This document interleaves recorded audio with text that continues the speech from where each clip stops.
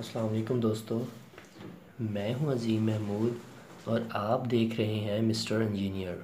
दोस्तों, आज की इस वीडियो में मैं आपको काडा का कंप्रेसर ठीक करने का तरीक़ाकार बताऊंगा कि हम इसको कैसे चेक कर सकते हैं, कैसे हम इसे रिपेयर कर सकते हैं। तो दोस्तों चलते हैं इसकी जानिब। सबसे पहले मैं इसकी पावर को ऑन करता हूँ। इस प्लग को मैं सॉकेट में लगाता हूँ और आपको ये दिखाता हूँ कि ये पावर ऑन हो रही है कि नहीं और इससे मसला क्या है। ये देखें, पावर ऑन हो रही है मगर मसला ये है कि ये काम नहीं कर रहा। यानी कि पावर जो है वो आ रही है, लाइट जो ब्लिंक कर रही है, मगर ये जो है ना काम नहीं कर रहा, सक नहीं कर रहा, गैस को हवा को सक नहीं कर रहा। ठीक है, तो दोस्तों इसको मैं आज आपको रिपेयर करने का तरीका बताऊंगा। इसमें बेसिकली हम ये बात करेंगे कि इसमें कितने पार्ट्स होते हैं, उनका क्या क्या काम होता है और इसे रिपेयर कैसे किया जाता है। तो दोस्तों अगर आप भी इसको रिपेयर करना चाहते हैं तो सबसे पहले मैं आपको यही मशवरा दूंगा कि सबसे पहले आप अपनी सेफ्टी करें। सबसे पहले आप अपने आप को सिक्योर करें, अपने आप को किसी लकड़ी के स्टूल पर बिठाएं और लकड़ी की कुर्सी पर चाहे बैठ जाएं, मगर ये है कि आपकी जो टांगें हैं वो ज़मीन को न टच हों या आपका कोई भी जिस्म का हिस्सा ज़मीन को टच ना हो। उसका आपको सबसे बड़ा यही फ़ायदा होगा कि अगर खुदा न खास्ता आपके हाथ को फेस वायर लग भी जाती है ना तो आपको इलेक्ट्रिक शॉक नहीं लगेगा। तो दोस्तों मैंने इसको खोल लिया है, नट को मैं साइड पर संभाल के रख देता हूँ। ले जी, ये हमारे पास एक चाइना का काडा कंप्रेसर, जिसे ये हीट गन में भी इस्तेमाल होता है, मगर जो कि आजकल आपको पता है कि सर्दियों के मौसम में तो जो है ना रिपेयरिंग इसकी बहुत ज़्यादा होती है और दूसरे पर इसकी ज़रूरत बहुत ज़्यादा बढ़ जाती है। ये देखें, ये मैं इसे ऑन कर रहा हूँ, ये एलईडी ऑन हो रही है मगर ये काम नहीं कर रहा। ठीक है, तो सबसे पहले इसको चेक करने का तरीकाकार ये है कि आप इसके ये दोनों प्लग जो हैं ऊपर, जो ये हवा एक इन और एक आउट दे रहा है, इसको दोनों को उतार लें। ठीक है, ये दोनों ही नहीं काम कर रहे, एक से हवा अंदर जाती है, दूसरे से हवा प्रेशर के साथ बाहर आती है। आपने इतना ख्याल रखना है, इस किट को टच नहीं करना। तो दोस्तों ये जो किट है पीसीबी किट, इसमें इन्होंने बेसिकली 4 से 5 कंपोनेंट लगाए हुए हैं, ट्रांजिस्टर, डायोड और कैपेसिटर वगैरह, और इसके अंदर एक वेरिएबल रजिस्टर लगा हुआ है जो कि इसकी स्पीड को कम ज़्यादा करने के लिए मदद देता है। इसका बेसिकली काम यही है। अगर आप ये किट नहीं लगाते, इसको डायरेक्ट भी यूज़ कर सकते हैं, 220 वोल्ट इसको डायरेक्ट भी दे दें तो कोई मसला नहीं होगा। ठीक है, अब मैं ऐसा करता हूँ कि इसको पहले खोल लेता हूँ। ये जो कंप्रेसर है हमारे पास, इसको मैं खोल लेता हूँ। तो इसको खोलने का असल तरीका का ये है कि आप ये देख सकते हैं ना, ये इसके साथ ये बंधा हुआ है, यानी कि ये प्लास्टिक के रिबन्स के साथ। मैं आपके सामने इसको खोलता हूँ। आपने करना ये है कि इसको एक साइड से दबा कर थोड़ा सा नीचे को करना है, दूसरी साइड से दबा कर थोड़ा सा नीचे करके ऊपर उठा लेना है। ऐसे थोड़ा थोड़ा नीचे करते जाना है। अगर कहीं से अटकता है उसको ऐसे करेंगे तो ये खुल गया। इसी तरह ये ऊपर थोड़ा सा उठा कर रखेंगे ना तो जल्दी आसानी के साथ बाहर निकलेगा। ये दोनों साइड निकल गई।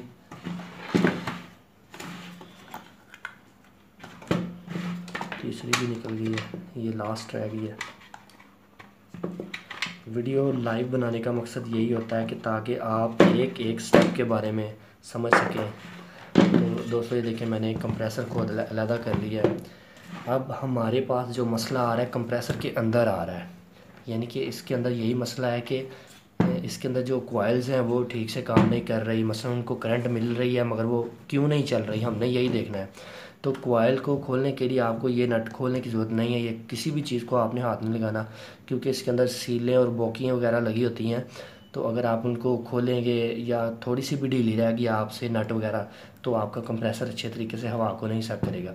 अगर तो आपके कंप्रेसर में भी सेम यही मसला है कि हवा को सक नहीं कर रहा, लाइट आ रही है, तो उसका मतलब ये है कि आपके कंप्रेसर में फॉल्ट है।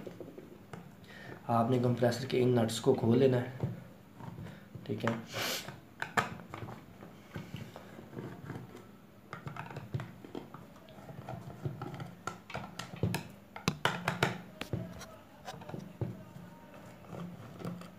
इसमें बेसिकली दो चीज़ें ही होती हैं, एक इसके अंदर कॉइल्स लगी होती हैं और एक वो किट। ये दोनों चीज़ों का काम होता है। किट का काम होता है कि इसको जो किट है ना वो इसको एक स्पीड फ्राहम करती है कि आपने इस स्पीड से चलना है। इसको वेरी करती है, इसकी स्पीड को, इसके वोल्टेज को वेरी करती है, स्पीड खुद ही इसकी वेरी हो जाती है।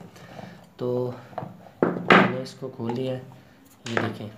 आपने इसको ध्यान से संभाल रखना, इसके ऊपर ये सील्स वगैरह लगी हुई, किसी चीज़ को उतारने की ज़रूरत नहीं, क्योंकि अगर आपने उल्टी लगाएंगे तो फिर वो आपसे नहीं फिट हो सकेगी। इस वजह से आप ये देखें, कंप्रेसर के अंदर ये 2 कॉइल्स लगी हुई हैं। सेंटर में एक ये पंप लगा हुआ है जो कि इधर उधर रोटेट करता है ऐसे ऐसे। तो ये जो इधर से आने वाली हवा होती है ना, ये उसको सक करके आगे देता है।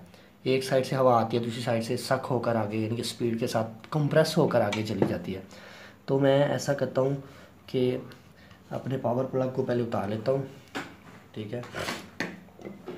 अब मैं इस कॉइल को बाहर उतार निकालता हूँ। किसी चीज़ को नहीं आपने टच करना, एक साइड से चाहे इस साइड से चाहे इस साइड से।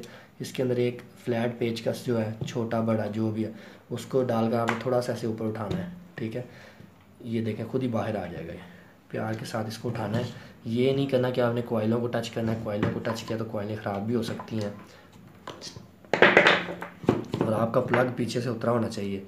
अगर आपकी सील तंग कर रही है ये वाली, तो इसे साइड पर कर दें। और ध्यान रखने कि आपने किस साइड से उतारी और कैसे रखनी है। तो ये देखें दोस्तों, ये हमारे पास एक कॉइल्स है जो कि इसको जब वोल्टेज मिलते हैं तो ये इलेक्ट्रिकल करंट प्रोड्यूस करती है। इसके अंदर ये देखें एक परमानेंट मैग्नेट भी लगा हुआ है। जब इसको वोल्टेज मिलते हैं तो ये परमानेंट मैग्नेट घूमना शुरू कर देता है, रोटेट करना शुरू कर देता है, हिलना शुरू कर देता है, क्योंकि उसके कॉइल के अंदर जो करंट होता है, इलेक्ट्रिकल फील्ड, जो तो लोग इस फील्ड से रिलेटेड हैं उनको तो पता होगा कि कैसे वो काम करता है। तो ये ऐसे ऐसे घूमना शुरू कर देता है, उसकी वजह से ये इलेक्ट्रिक जो है ना करंट प्रोड्यूस होता है। सॉरी इलेक्ट्रिक कह रहा हूँ, इलेक्ट्रिक जो फील्ड है वो। अब आपने करना ये है कि सबसे पहले इसको चेक करने का तरीकाकार ये है कि आपने इसको दोबारा प्लग लगाना है और इसे ऑन कर देना है, ठीक है। अब आपने मल्टीमीटर कोई भी हो, चाहे एनालॉग चाहे डिजिटल, उसको लेना है और 250 की रीडिंग पर रखना है, ठीक है। और इसे बड़े ही प्यार के साथ चेक करना है कि एक वायर ये इसकी ये आ रही है, एक ये आ रही है, दोनों वायर्स के साथ ऐसे लगाना है। ये देखें यहाँ पर वोल्टेज शो हो रहे हैं, इसका मतलब हमारी किट से बिल्कुल ठीक वोल्टेज 250 वोल्ट एसी के आगे आ रहे हैं। एसी की रीडिंग पर आपने रखना है इसको। अब मैं इसे ऑफ़ कर देता हूँ, तो मैं इसे देखता हूँ कहाँ पर मसला आया है। आपने करना सिर्फ ये है, इसमें सिर्फ ये कॉइल्स डैमेज होती हैं। ये जो कॉइल्स होती हैं ना, ये आप देख रहे हैं, ये इसको हिला के चेक कर लेना। कई दफ़ा ऐसा होता है ये चलने की वजह से गर्म हो जाती हैं और ये डाइसोल्ड हो जाती हैं। तो इसको पहले चेक कर लें, थोड़ा सा हिलाएंगे ना, अगर तो टूटी हुई है तो आपको पता चल जाएगा। इसी तरह इसको, पता नहीं शायद मेरे ख्याल से कैमरे का फोकस ठीक से क्लियर नहीं हो रहा, मगर आपने ऐसे ही ध्यान से इसको चेक करना है। ध्यान से देख लेना कहीं पर कोई वायर टूटी तो नहीं हुई या मेल्ट तो नहीं हुई, क्योंकि ये गर्मी की वजह से ऐसा होता है। आप तारों को खींचेंगे ना तो आपको समझ आ जाएगी खुद ही। ये देखें, ये एक वायर ये टूटी हुई है, गर्म होने की वजह से जो है ना ये उखड़ गई थी इसके साथ से, ठीक है। तो इसको मैं ऐसा करता हूँ, इसको मैं सोल्डरिंग आयरन के साथ इसके साथ लगा देता हूँ ताकि ये अपना जो सर्किट है, पाथ है, वो कंप्लीट हो जाए। सबसे पहले आपको करना ये है कि अपने काविये के साथ इसको टांका लगाना है और इस अंदाज से लगाना है कि आपका जो है वो दोबारा उतरे ना, आपको दोबारा खोलना ना पड़े। इसके ऊपर लगा होता है एक वो ये गोल्डन कलर का ये ऊपर कवर सा होता है, इसको उतारना ज़रूरी होता है, क्योंकि जब भी आप टांका लगाएंगे ना तो ऊपर से ही उतरेगा तो टांका आराम से लगेगा। आपने कोशिश करनी है कि इसको पकड़ कर अच्छे तरीके के साथ टांका लगा लें। चलिए मैं पहले इसको टांका लगा लेता हूँ और फिर आपके सामने वीडियो लेके आता हूँ। तो जी दोस्तों, मैंने इसको टांका लगा लिया है, आप ये देख सकते हैं। ये वायर को मैंने थोड़ा सा हिलाकर आगे पीछे कर इसको टांका लगा दिया, ठीक है। अब आपने इसको ऐसे ही नहीं चेक करना, अब आपने दोबारा इसको इस टैंक के अंदर जहाँ पर ये सकिंग कर रहा है इसमें डालना है। जैसे आपने निकाला था वैसे ही डालना है। ये देखिए ये हब जो बनी हुई है ये कट वाली साइड पर आएगी। बड़े ही प्यार के साथ इसको वैसे ही अंदर भेज देना है आपने। 90% जो फॉल्ट है ना वो यही फॉल्ट होता है कंप्रेसर्स में।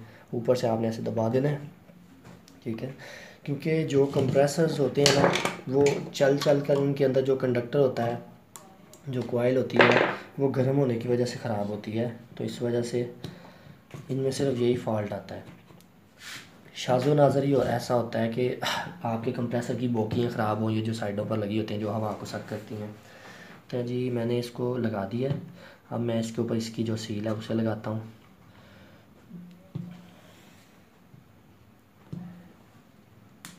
ठीक है, सील भी लग गई है। अब ये जो इसका ढकना है इसको ऊपर ऐसे ही लगाना जैसे आपने उतारा था, छोटी साइड पर, बड़ी साइड पर। तो बस एक चीज़ का ही आपने इसमें ख्याल रखना है कि आपने जैसे इसको खोलना है वैसे ही इसको बंद करना है। अगर आपसे कोई भी नट ढीला रह गया तो फिर आपका जो कंप्रेसर है ना वो सकिंग नहीं करेगा, हवा आपको खींचेगा नहीं। तो मसला इनमें सिर्फ यही होता है। मैं तो जहाँ पर काम करता हूँ, जिस शॉप पर, हमारे पास तो जितने भी कंप्रेसर्स आते हैं उनमें तकरीबन 90% यही फ़ॉल्ट होता है और कुछ फ़ॉल्ट नहीं निकलता। सिर्फ यही किट शाज़ो नाज़र कभी कभार ही ख़राब होती है, अगर वो हाई वोल्टेज पीछे से है उस वजह से किट कभी कभार ख़राब होती है, नहीं तो ज़्यादातर अक्सरियत में मसला जो है ना वो इसका ही आता है। आपने अच्छी तरह से स्क्रूज़ को टाइट कर लेना है। ठीक है, चलिए मैं स्क्रूज़ को टाइट कर लेता हूँ फिर आपको दिखाता हूँ जी। तो स्क्रू को मैंने अच्छे तरीके के साथ टाइट कर लिया है। ठीक है, आपने बस यही ख्याल करना है कि आपका कोई भी स्क्रू ढीला ना रहे। चलें जब मैं इसको चेक करता हूँ। बिस्मिल्लाह, ओ खैर बिस्मिल्लाह जी बिस्मिल्लाह। ये वाइब्रेट इसलिए कर रहा है क्योंकि इसके अंदर जो वो मैग्नेट है वो हिल रहा है। ये देखें, आपके सामने चलना शुरू हो गया, शायद आपको आवाज़ आ रही होगी।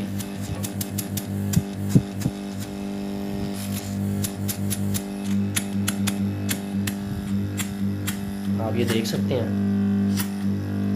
ये सकिंग करना शुरू हो गया। एक साइड से सक कर रहा है, दूसरी साइड पर ये दे रहा है। तो आपने इसको बंद कर देना है। ठीक है, अब जैसे इसको आपने खोला था वैसे ही इसको बंद करना है। देखें आपके सामने 5 से 10 मिनट लगे हैं मुझे ये कंप्रेसर को ठीक करने में। तो आपने, अगर आपको नहीं समझ आ रही कौन सा पाइप किस साइड पर लगना, तो आपने ये देखना है कि सकिंग किस साइड से कर रहा है। इस साइड से सकिंग कर रहा है, इसका मतलब इधर से हवा खींच रहा है, तो ये बैक साइड वाला जो पाइप है वो इधर लगेगा। ठीक है, आपने बस इसको इस तरफ करके लगा देना। तो जी आपके सामने ही था कि कुछ मसला नहीं होता इनमें, जैसे आपने इसको लगाया वैसे ही उतारा वैसे ही लगा लेना है।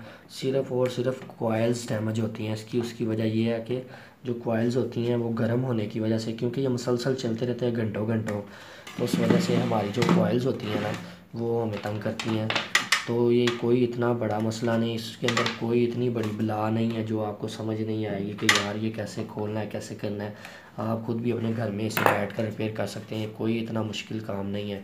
ठीक है, तो जैसे यार मैं कहता हूँ कि मैं कर सकता हूँ तो आप भी कर सकते हैं। ठीक है, तो अपने घर की जो चीज़ें हैं वो खुद घर पर ठीक किया करें। ये देखें, शायद आपको माइक में भी आवाज़ आ रही होगी, इधर से भी। ठीक है, तो दोस्तों ये तो था आज का कंप्रेसर को ठीक करने का तरीकाकार। तो उम्मीद करता हूँ आपको ये तरीकाकार पसंद आया होगा और आपको इसमें काफ़ी कुछ सीखने को मिला होगा। तो मैं आप दोस्तों से यही गुजारिश करूँगा कि यार प्लीज़ आप भी पाकिस्तानी हो मेरी तरह। मैं तो बस यही चाहता हूँ कि हमारा मुल्क खुशहाल हो, और ये जो चोर डाकू लुटेरे बैठे हुए हैं जो कि इतनी इतनी भारी रकम वसूल करते हैं, अगर आप इसी कंप्रेसर को वहाँ पर ले जाते ना शॉप पर, तो 300 से 400 रुपया उसने आराम के साथ आपसे ले लेना था। ज़्यादा भी वो कम रेट करता, 200 से 300 ले लेना था। करना क्या है, सिर्फ एक टांका लगाना है। तो ये चीज़ें मैं इसलिए आपको बताता हूँ कि ताकि आपको इन चीज़ों के बारे में इल्म हो। मुझे पता है कुछ कुछ कारीगर हजरात जो हैं जिनको तकलीफ़ होती है कि वो कहते हैं कि जी आप हमारा काम ठप कर रहे हो, ऐसे ऐसे है। तो ये बेसिक चीज़ें हैं जो मैं अपने आप लोगों को बताना चाहता हूँ कि ये चीज़ें होती हैं इनमें और कुछ नहीं होता। तो लोगों की मैं परवाह नहीं करता। तो मुझे काफ़ी अल्हम्दुलिल्लाह मेरे दोस्त हैं वो मेरे साथ जुड़े हुए हैं, वो मुझे कहते हैं कि यार आप किसी की परवाह ना करें, हम आपके साथ हैं। तो दोस्तों उम्मीद करता हूँ आपको ये कंप्रेसर को ठीक करने का तरीकाकार अच्छा लगा और पसंद आया। अगर दोस्तों आपको ये तरीकाकार पसंद आया है और आपको अगर मेरी वीडियो पसंद आई तो मेरी वीडियो को लाइक करें और मेरे चैनल को सब्सक्राइब करना मत भूलिएगा और अपनी दुआओं में याद रखिएगा। अल्लाह हाफिज़। पाकिस्तान जिंदाबाद।